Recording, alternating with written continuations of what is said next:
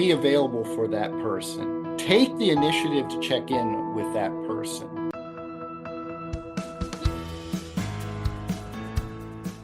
Hi, I'm Karl Vaters, and welcome to the Church Lobby, Conversations on Faith and Ministry. My guest is Dr. Jeff Forrey, and we'll be talking about grief, about recovery, and about how your church can use biblical principles to help people deal with their grief in healthy ways. Grief can take many forms, and if you're not ready to deal with it or to help people deal with it, it can be debilitating. Thankfully, this is one of those areas where the church, and small churches especially, can step up and step into people's lives in a way that provides real comfort. Dr. Forrey and I will talk about some important aspects of grief and grief recovery, including why do we need help with grief? Can't people just deal with it on their own? What kind of damage can we experience if we don't deal with grief properly? What's a typical time frame for experiencing grief? And more. And don't forget to stick around when the interview is done. I'll come back with an idea that I used as a pastor to follow up with people in grief after the initial shock had worn off and other people had moved on with their lives.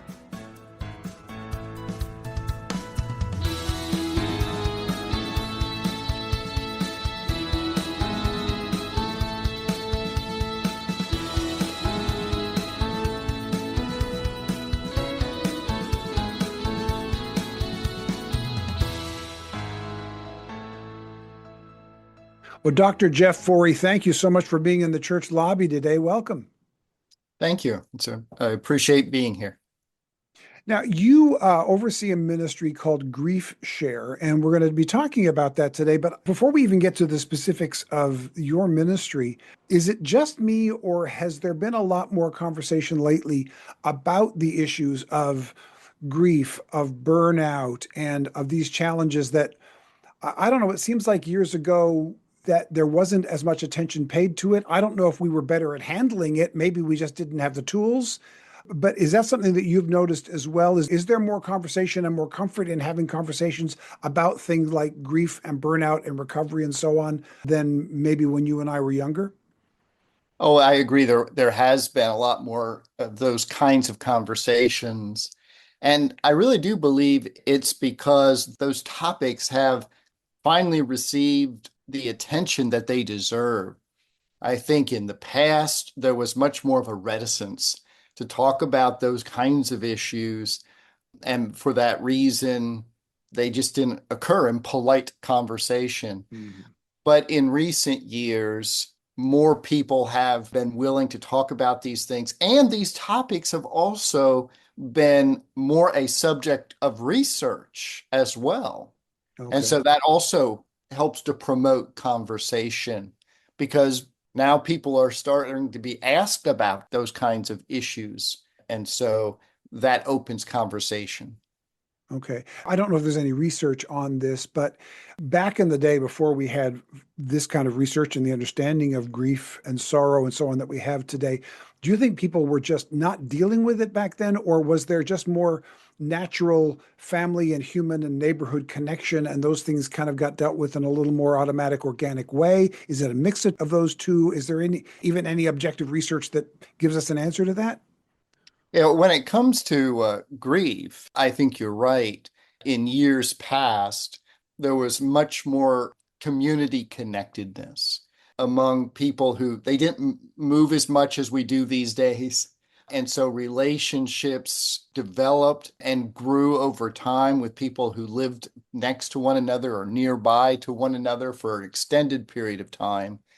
And so it was a lot easier to talk about issues related to grief then. There's a much more ready-made support system in communities and in churches than there is today. Today we move around a lot, and in moving around, there also tends to be less of reaching out to people. People in neighborhoods stick more to themselves than they have in years past. And that has made conversations as intimate as grief much less likely. Yeah, that makes sense. In a moment, I'm going to ask you to define grief for us. But before we get to that, it feels to me, if you look at history, I think people before modern times probably dealt with the kind of severe grief that occurs to most of us when we hear the word, like death, war, famine, these kinds of things are far more common outside of the US and in previous years, even in the US, when we had a much higher infant mortality rate, when people didn't live as long. It was much more common, I think, for people then to experience like a death in the home, whereas today that's really removed from us.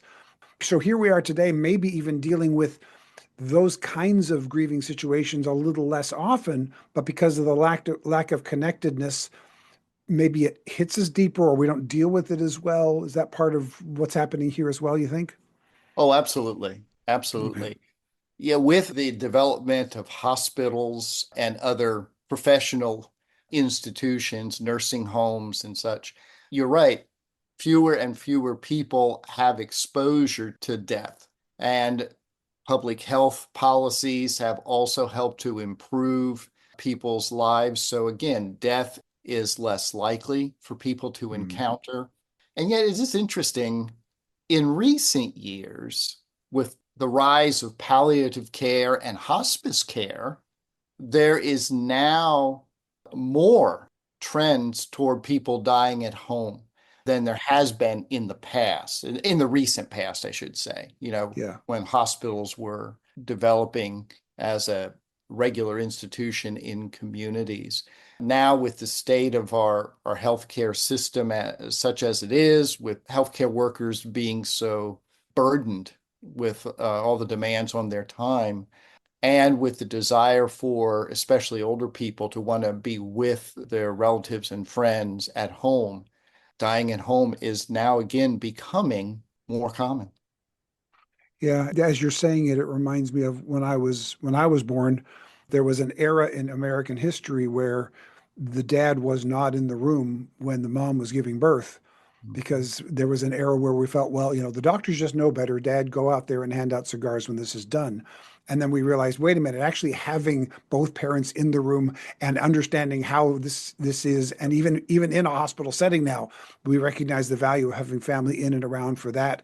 So I'm hoping maybe that we've begun to swing the pendulum back in the same way around grief and death and dying, where there's an understanding that actually, being around for it and familiarizing ourselves with it and not institutionalizing it is probably healthier in the long run for everybody. Which gets me to, I mentioned earlier that we do it. So can you help us? We've been talking about the word, but can you help us to define grief? Because my guess is it's something that we all think we know what it is, but we probably all have very different understandings of it. I think that is an accurate statement. Grief is a whole person response to loss. Now, that loss could be, as we've been talking about, the death of a loved one. The loss could also be loss of a job. A loss of anything that is significant to the person can result in a grief response. And one thing that's, I think, important to understand about grief is that as a whole person response to loss, it has a number of different components that people might not immediately associate with it. I mean, we usually associate sadness Right. with a loss of something significant or a person significant to us. And so sadness is certainly a key component of the typical grief experience. But there are other emotions that are associated with this whole person response to loss. There might be a numbness that somebody experiences. I remember talking with one individual named Dave after his wife died, and he told me, I was numb. He said, I didn't cry. I wasn't hysterical, but it seemed like I was in a different world. It was just so surreal. In addition, people often experience anger in their grief, anger at the deceased, anger at others associated with the death, perhaps blaming doctors, for example, or even anger at God. There might be anxiety and fear, where somebody becomes hyper vigilant after the loss of a loved one, wondering who else might die. That's especially common with young children. But for young widows, the fear often is associated with how am I going to provide for my children now? Mm. There might be regret or guilt associated with grief. If you had a difficult relationship with this particular person.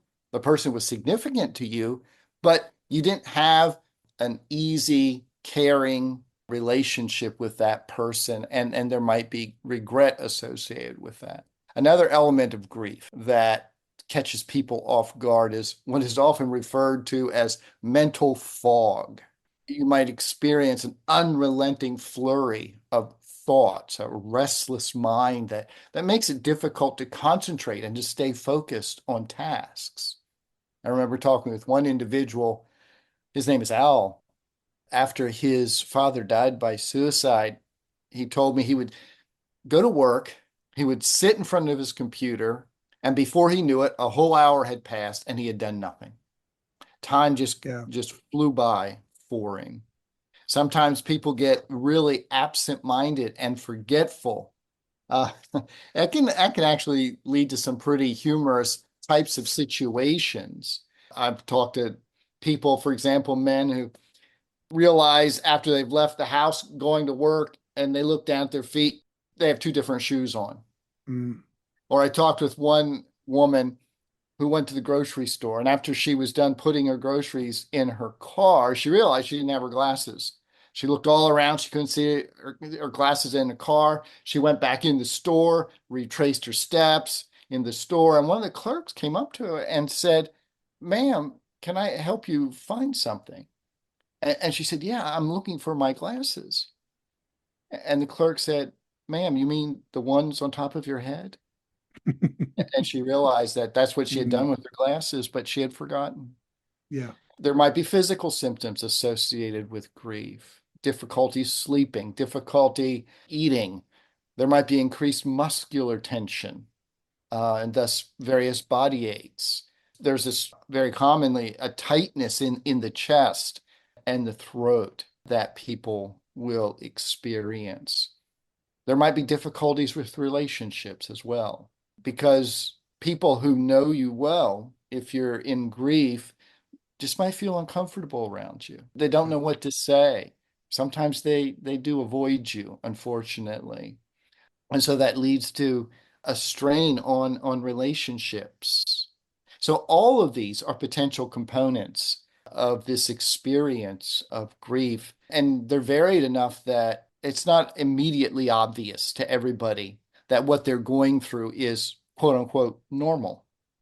Yeah, it's a whole person response as you're describing it. I mean, it really is whole person. There's not an aspect of our lives that can't be touched by grief, depending on the situation, depending on the person, depending on how they're navigating through it, depending on the kind of help and assistance they have as they go through it, depending on the seasons of the year.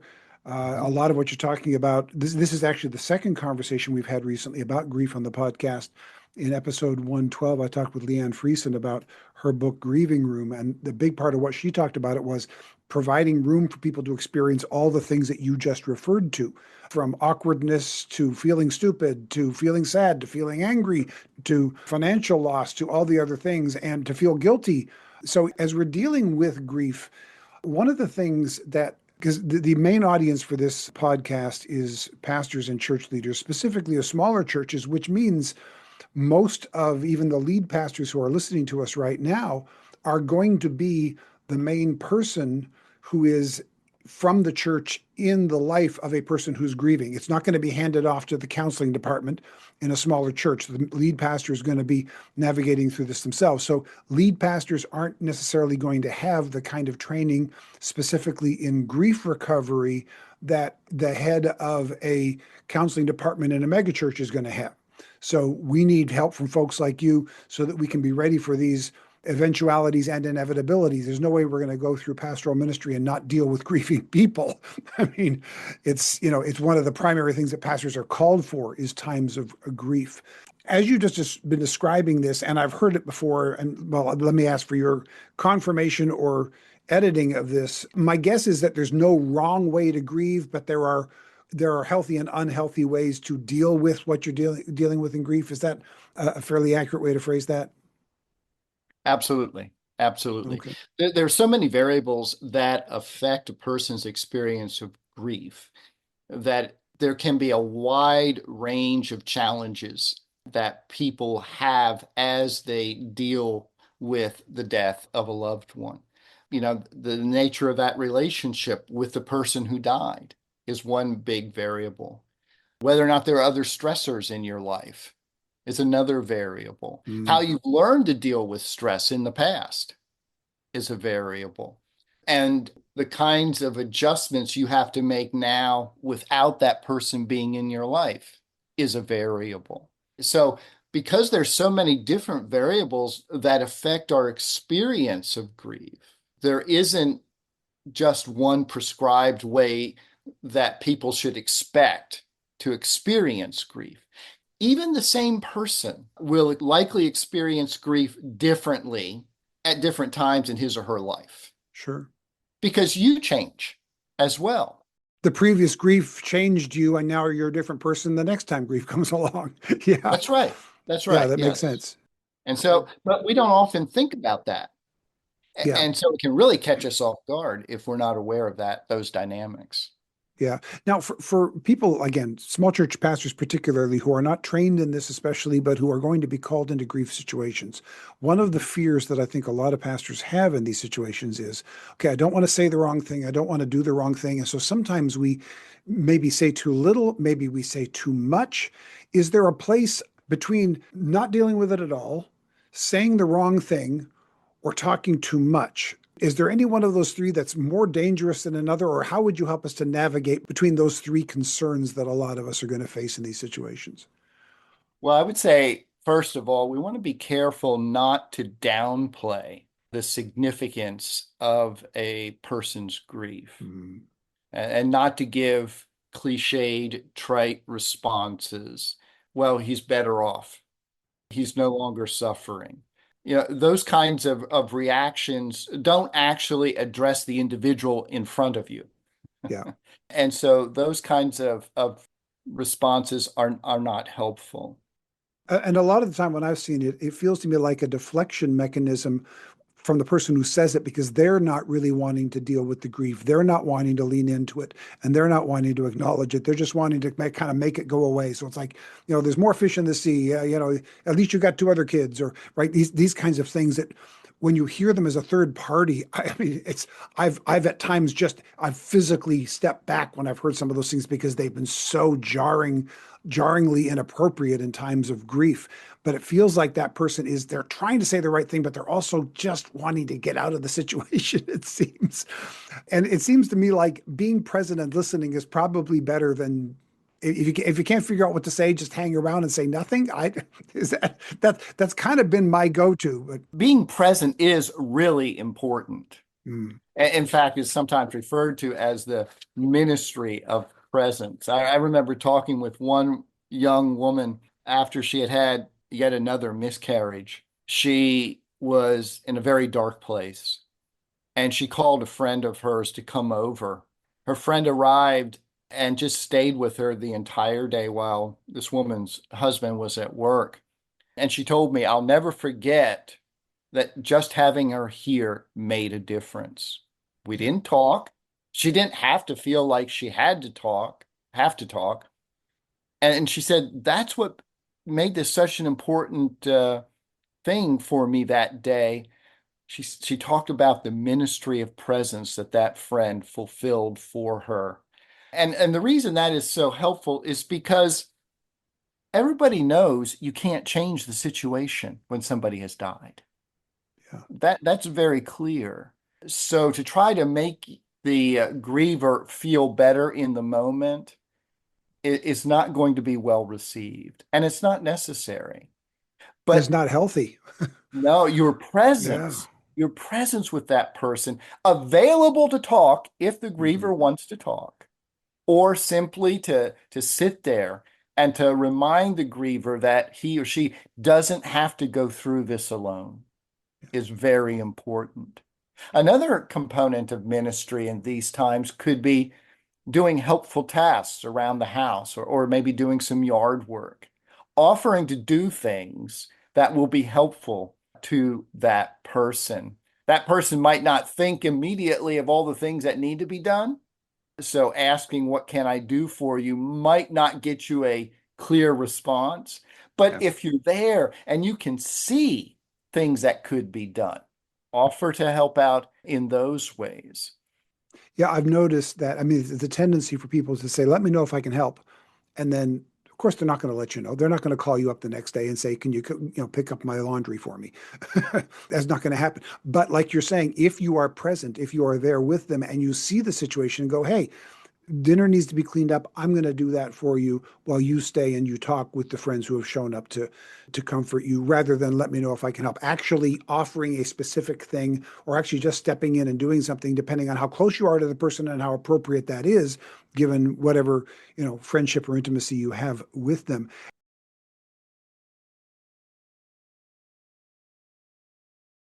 One question, though, that I want to ask about is, we've been so far talking about some of the immediate stages of grief right after a death or a loss of a loved one or a divorce, whatever the grief may be about. But is there a time frame by which we can expect someone who's grieving in a healthy way? Obviously, there's no end date, there's no specific time, but is there kind of a time range that we can look at and go, hey, it could go on this long or it could end this quickly, so that we who are trying to help people can go, man, that seemed a little too fast. Like, are you really dealing with it? Or, man, it's been how long and you should be over this by now. I don't even have a way of gauging what an appropriate time frame would be. Is there even, are there even healthy time frames that we should be aware of? Well, there is no typical time frame for grief.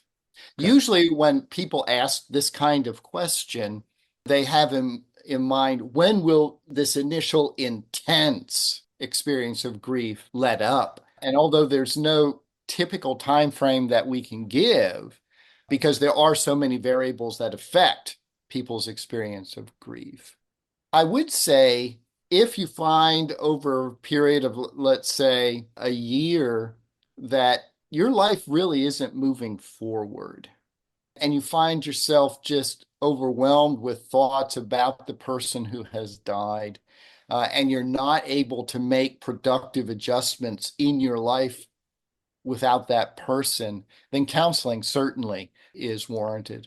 The reason I suggested a year time frame is because after the death of a loved one, you will go through a period of time when you will experience the regular routines of life that you had been experiencing, but now without that person.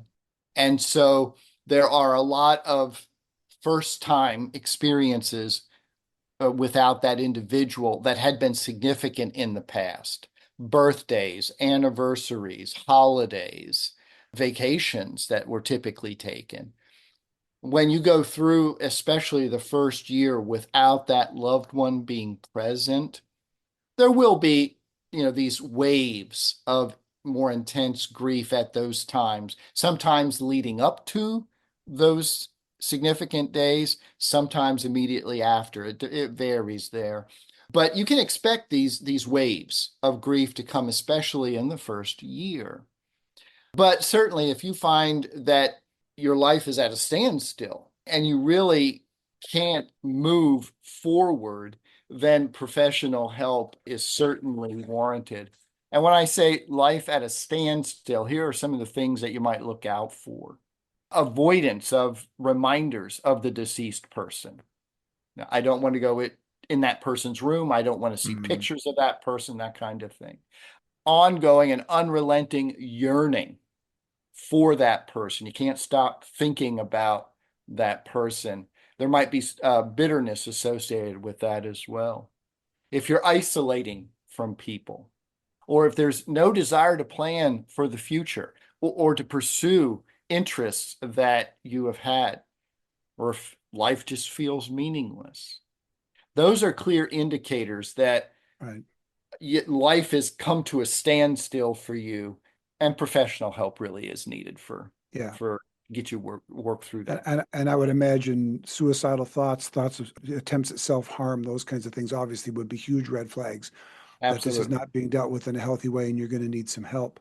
We've been talking so far about the pastors and those who are in positions where we are expected to step up. But for Christians who are going to a church, for a lot of those situations, The pastor is going to be there, hopefully, and is going to be help in the grieving process, hopefully.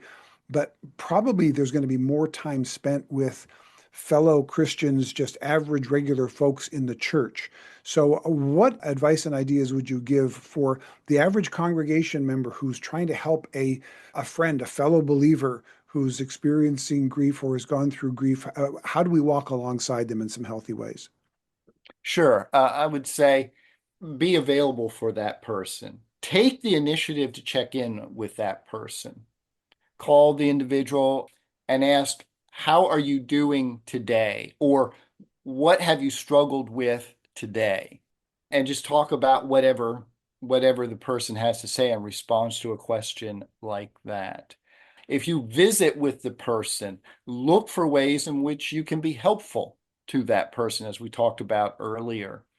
Offer to do various chores. And I would suggest those kinds of offers should extend for an extended period of time, not just a couple of weeks after the death, but I'm talking several weeks, even months after Yeah. the death, checking in on the person, offering to do stuff for the person. Now, obviously, the griever will eventually have to assume those responsibilities again. And so one way that might be handled is at some point after doing these chores for the individual, you might ask for help. And the two of you do them together. It gives you an Mm. opportunity for fellowship, and also gives you an opportunity to see how well this individual is doing with this chore. If it's a chore that the person hasn't done in the past, because let's say a deceased spouse has done it, you might be able to figure out, okay, this is something that this individual might try to find somebody else to do for them. Or I know how I need to help this person figure out how to do this chore on his own or her own. Yeah.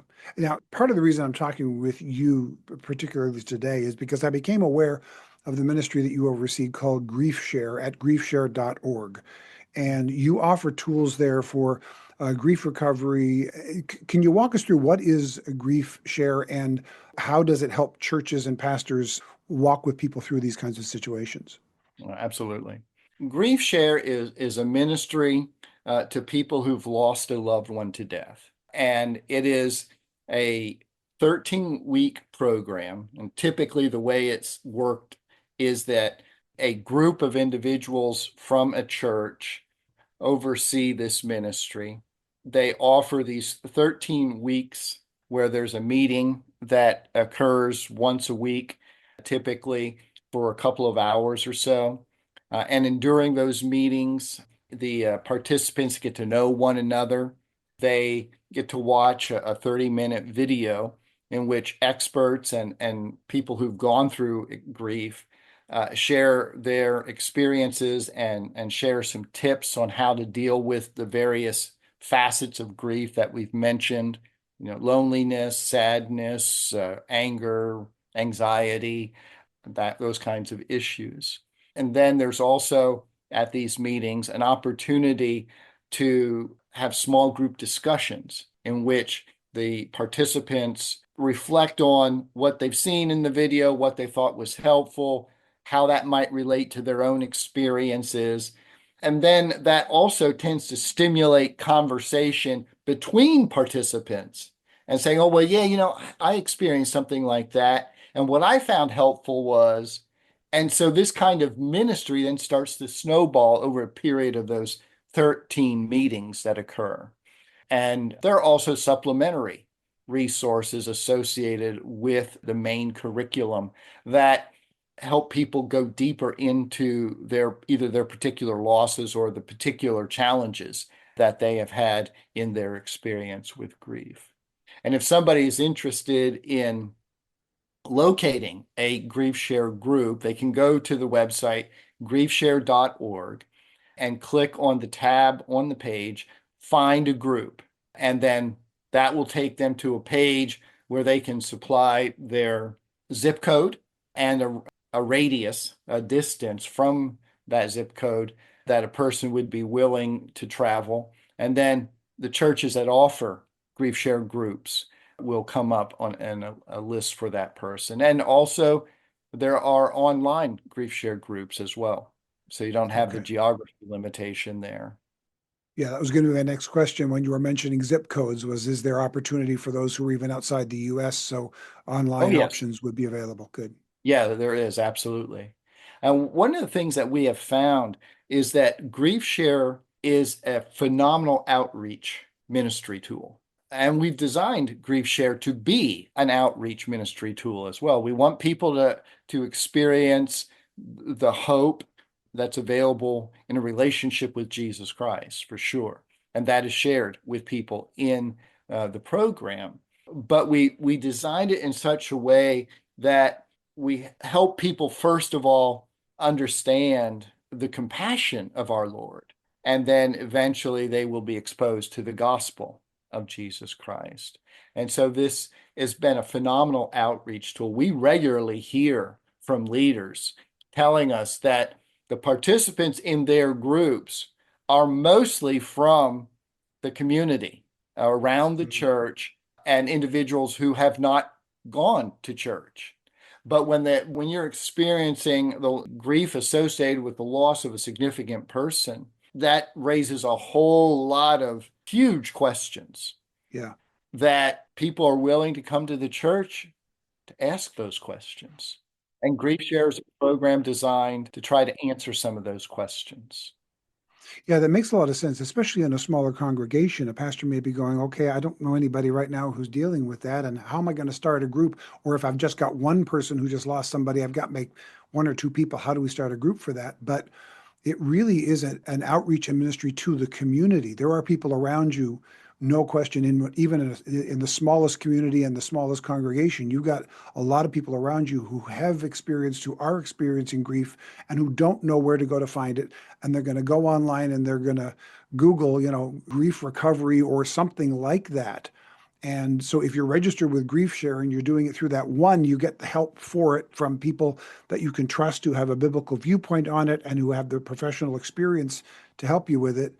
Two, you're going to be on that list of groups that people are going to be looking for. So you have an opportunity to really help people that otherwise may never find what you have to offer. What a great way to be able to bless the community. But here's a challenge that I'm immediately hearing in my invisible ears as a small church pastor. Love the idea, want to help the community. I can see how we have the physical space in our building to even provide that for the community, but the small church pastor is already overwhelmed. A lot of them are already bivocational. And this isn't just adding an appointment to their week. This is adding something that has emotional weight to it. And a lot of pastors are looking at that and going, I just can't right now. Is there a way that a church can step up and do this that doesn't overwhelm the pastor with even one more thing to add to their load? Absolutely. And in fact, we designed Grief Share with leader training materials so that lay people in the church can be the ones leading the groups. Okay. So we have leader training materials that we have created for leaders. And we recommend that there be multiple individuals being involved in leading the ministry just because of all the different situations that people experience in life. It's better and easier to have more than one person involved. But in addition to those leader training materials, we also provide ministry coaches. And this is a free service to grief share groups where leaders might experience some kind of challenge promoting their group, or in the midst of conducting these meetings, there might be challenges that come up that they're not quite sure how to respond to. Well, we have a team of ministry coaches that can be emailed or called, and they will help walk leaders through those kinds of challenges that they might have. And if they have a theological or counseling related issue that they're not quite sure how to respond to, they refer them to me, and I interact with those people. So we have various levels of leader support so that anyone who has a heart for ministering to grieving people will have the tools that they need in order to share the the hope that we have in Christ. Terrific. Is this available just in English, or are there other languages available? It's also available in Spanish. Oh, terrific. And this will be in the show notes, of course, griefshare.org. We'll put the link in the show notes to that so that you can get all of the information there. Is there a way that they can go there and just see a few things and maybe get some introductory videos to get a clearer understanding of what it is before they jump all the way in? Yeah, there are samples, clips from the videos that they can see. Terrific, terrific. Well, thank you so much for this. I do encourage pastors to check this out. I think it's a vital thing. This is one of those areas where people who aren't necessarily even interested in the church during a time of grief are probably going to be more open to help from a spiritual source than they might otherwise be. In fact, in your experience, are there particular types of spiritual questions that people tend to ask when they're in a place of grief? Is that something we can even prepare for, or is it just all over the board? Oh, well, no, there are some very common types of questions, and I generally categorize these questions under why.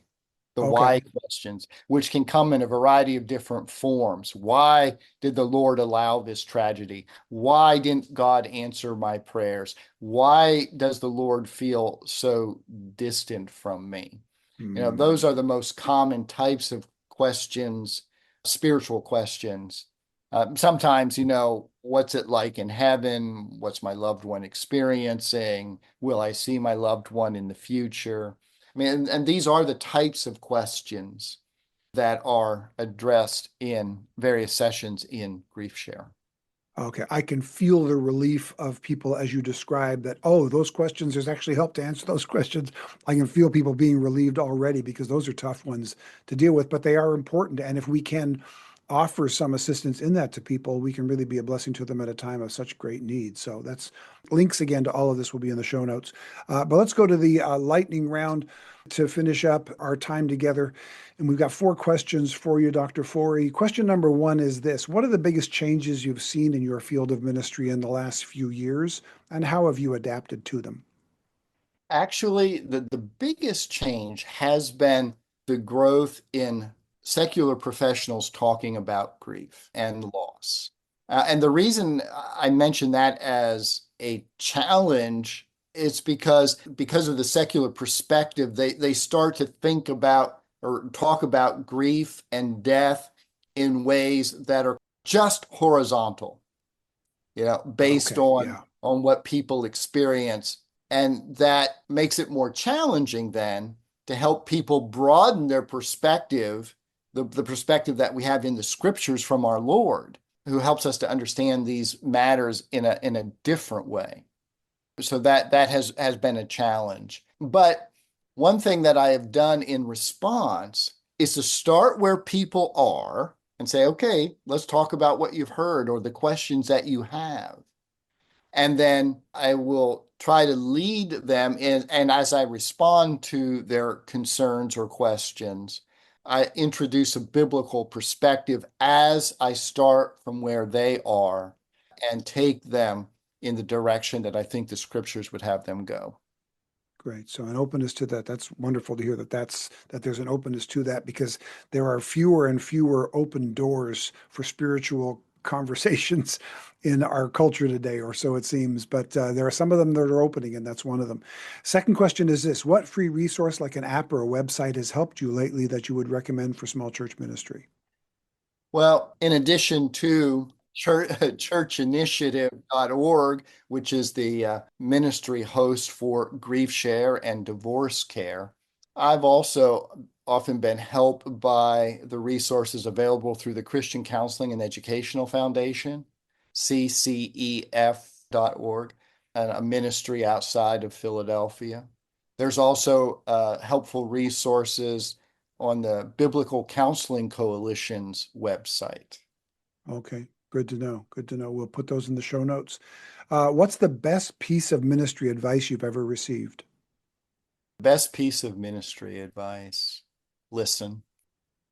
I have tended to be the sort of person who likes to give answers, and certainly giving direction, giving advice is a very important part of ministry because you're trying to help people think about their lives from a biblical perspective, which they often do not have, but to be reminded of how important it is to listen, asking people enough questions to get them to articulate what's on their heart, the concerns they have, the questions they have, the reservations or hesitations that they have. All of that is so critically important because all that helps to shape how you give helpful biblical advice to people. That may be the first one-word answer to that question in over 100 interviews. But if you're going to pick just one word, it's hard to imagine a better single word than listen as ministry advice. Absolutely. And fourth and finally, what's the funniest or weirdest thing you've ever seen in church? The first thing that comes to my mind are some of the mishaps that I've seen surrounding baptisms. Oh, yeah. Where individuals who are very leery about being immersed to begin with, Mm-hmm. but really committed to making such a statement of faith, they agree to baptism, but then put the pastor through quite an ordeal, grabbing a hold of him, sometimes actually bringing him down with him. I guess the pastor gets rebaptized. Yeah. Yeah, there's something about dunking a fully grown adult in the water during an emotional experience in front of all their family and friends that's just ripe for something to go wrong. The first baptism I ever did as a very, very young pastor, I started dunking them from the middle of the baptismal tank rather than from the far end. And there wasn't enough room from the middle to dunk them all the way under, and I hit her head against the side. Oh. Yeah, it was one of those, do I keep going or do I and make sure she gets completely covered and wet, or do I stop now and tend to the obvious look of shock? Thankfully, she wasn't really hurt, but she was quite surprised. She didn't expect that. So after that one, I learned walk them all the way to one end and dump them toward the other end. But the first one, nobody told me that in advance. So anyway, if anybody wants to follow up with you, certainly to get more help about GriefShare, or as you mentioned already, through Church Initiative, you have divorce care as well. What's the best way to get in touch? They can get in touch with me at jforrey, that's JFORREY, at churchinitiative.org. They can just indicate that they heard me on your show in the subject line, and I can respond. Terrific. I really encourage pastors, churches, even smaller churches that don't have pastors but are lay-led. This is a great way to be able to help not just your own congregation members, to offer a ministry to your community. There are people around you who are grieving. There are people among you who are grieving, and to be able to help them to process that in a healthy and biblical way is a real blessing to them that can also impact people for eternity, as well as helping them with the grief that they're experiencing here and now. So thank you so much for this advice, for the ministry, and for the time today, Dr. Forrey. I appreciate it very, very, very much. Thank you for the opportunity. It's been a pleasure. As Dr. Forrey mentioned, there's no real time frame for dealing with grief, but there is a season when people are in the first throes of it, and during that time, they can often be overwhelmed with people who want to help, even if those people don't know how to help. So here's a pastoral tip that has helped me help others over the years. It's good to write down the date of the death of their loved one on your calendar, along with the date of the funeral. Then mark a time about 3 months out, and at anniversaries and birthdays and holidays, including the 1-year anniversary of their passing, so that you can reach out again at these difficult seasons. These can be especially hard times for those who are grieving, but they're often not remembered by other people. So pastoral care at those times can go a long way toward their overall healing and long-term recovery. Also, take the time to check out the resources at griefshare.org. This may be the next great way that you and your church can serve the members of your neighborhood at a time when they need it the most. This episode was produced by Veronica Beaver. It was edited by Karl Vaters. Original theme music was written and performed by Jack Wilkins of jackwilkinsmusic.com. The graphic design is by Solomon Joy. And me, I'm Karl Vaters, and I hope to talk with you again in the church lobby.